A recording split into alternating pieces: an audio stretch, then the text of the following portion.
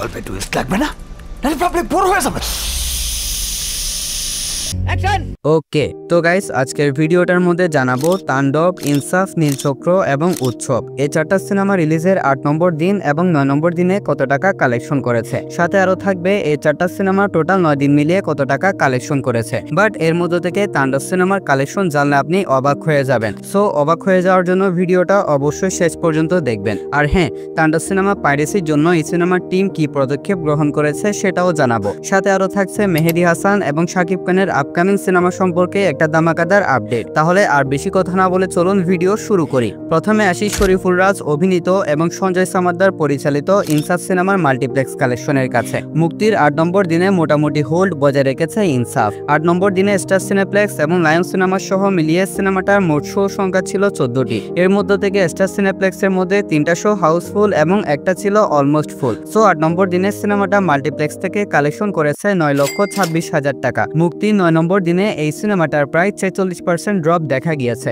9 নম্বর দিনে ইনসাফ সিনেমাটার টোটাল শো সংখ্যা ছিল 14টি। এর মধ্যে থেকে কোনো শো হাউসফুল দেখা যায়নি। এরই সাথে সিনেমাটা 9 নম্বর দিনে কালেকশন করে নিয়েছে 5 লক্ষ টাকা। আর টোটাল 9 দিন মিলিয়ে ইনসাফ সিনেমাটা কালেকশন করে নিয়েছে 75,84,000 টাকা। এখন আসি নীলচক্র সিনেমার কাছে। এই সিনেমায় প্রধান চরিত্রে অভিনয় করেছে আরিফিন শুভ এবং মন্দিরা চক্রবর্তী। সিনেমাটার মেকিং, প্রেজেন্টেশন, গল্প সবকিছু ভালো হওয়ার সত্ত্বেও সিনেমাটা অডিয়েন্সের কাছ থেকে এখন তেমন একটা ভালো রেসপন্স পাচ্ছে না। 8 নম্বর দিনে এই সিনেমাটার শো সংখ্যা ছিল 3টি, যার মধ্য থেকে কোনো শো হাউসফুল দেখা যায়নি। এরই সাথে সিনেমাটা কালেকশন করে নিয়েছে 8 নম্বর দিনে 97,000 টাকা। 9 নম্বর দিনে এই সিনেমার কালেকশন আরো বেশি কমে দাঁড়িয়েছে। 9 নম্বর দিনে এই সিনেমাটা কালেকশন করেছে 52,000 টাকা। আর টোটাল 9 দিন মিলিয়ে নীলচক্র সিনেমাটা কালেকশন করে নিয়েছে 18,92,000 টাকা। এখন আসি উৎসব সিনেমার কাছে। উৎসব সিনেমায় প্রধান চরিত্রে অভিনয় করেছে চঞ্চল চৌধুরী, জয়া আহসান, সাদিয়া আইমানের মতন অভিনেতারা। আর এটা একটা হরর কমেডি জনরার সিনেমা, যার কারণে ফ্যামিলি অডিয়েন্স এই সিনেমাটাকে অনেক বেশি সাপোর্ট করতেছে।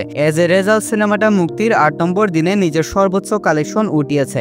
8 নম্বর দিনে স্টার সিনেপ্লেক্স এবং লায়ন সিনেমা সহ মিলিয়ে সিনেমাটার মোট শো সংখ্যা ছিল 17টি। এর মধ্যে থেকে স্টার সিনেপ্লেক্সের মধ্যে চলা 15টা শোই ছিল হাউসফুল।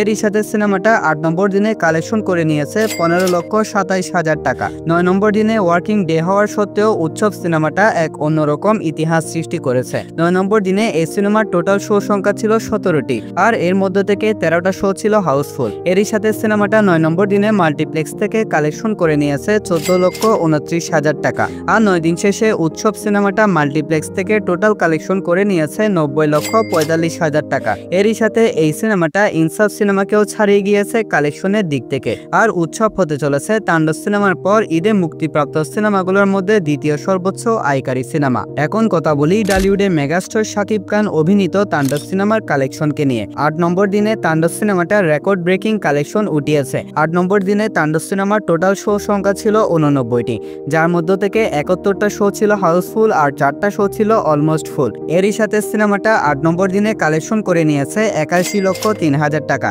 9 নম্বর দিনে ওয়ার্কিং ডে হওয়ার কারণে অনেকটা ড্রপ দেখা গিয়েছে। 9 নম্বর দিনে সিনেমাটার শো সংখ্যা ছিল 83টি। আর এর মধ্যে থেকে 43টা শো ছিল হাউসফুল এবং 4টা ছিল অলমোস্ট ফুল। এরই সাথে সিনেমাটা 9 নম্বর দিনে কালেকশন করে নিয়েছে 64,40,000 টাকা। সো 9 দিন শেষে তাণ্ডব সিনেমার টোটাল মাল্টিপ্লেক্স গ্রস কালেকশন হচ্ছে 6,40,00,000 টাকা। তাণ্ডব সিনেমাটা পাইরেসি করে দেওয়ার কারণে সিনেমাটার সামান্য একটু ক্ষতি হলেও এই সিনেমার বক্স অফিস কালেকশনে তেমন একটা প্রভাব পড়তে দেখা যায় নাই। আর এই সিনেমা পাইরেসির জন্য তাণ্ডব সিনেমার টিম মোটা অঙ্কের টাকা খরচ করে একটা এক্সপার্ট টিমকে হায়ার করেছে, যারা পাইরেসি সম্পর্কিত সব রকমের বিষয়গুলোকে হ্যান্ডেল করবে। সো যারা পাইরেসি করে যাচ্ছেন তারা অবশ্যই সাবধান হয়ে যান, অন্যথায় জেলেও যেতে হতে পারে। এখন আসি মেহেদী হাসান হৃদয় এবং শাকিব খানের আপকামিং সিনেমার কাছে।